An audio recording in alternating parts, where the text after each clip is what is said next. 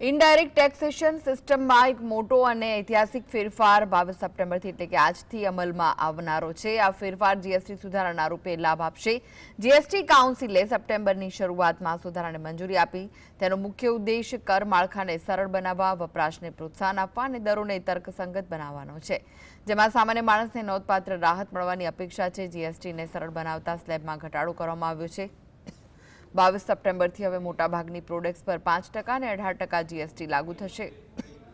અત્યાર સુધી 5%, 12%, 18% અને 28%ના 4 સ્લેબ લાગુ હતા। જીએસટી કાઉન્સિલે લક્ઝરિયસ પ્રોડક્ટ્સ તેમજ હાનિકારક પદાર્થો પર એક વિશેષ જીએસટી લાગુ કર્યો છે। આ સ્પેશિયલ સ્લેબ 40% જીએસટીનો છે।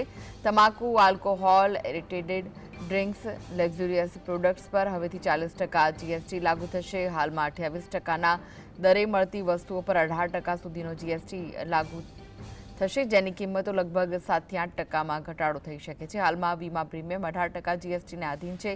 જીએસટી 2.0માં પ્રીમિયમને નીચા સ્લેબ હેઠળ લાવવામાં આવ્યું છે, તેમજ કેટલાક કિસ્સાઓમાં સંપૂર્ણપણે મુક્તિ આપવામાં આવી છે। પરિણામે ઇન્સ્યોરન્સ પ્રીમિયમ કવરેજ વધશે, જેનાથી નાણાકીય સુરક્ષા અને આરોગ્ય જીવન સંબંધિત જોખમો ઘટશે।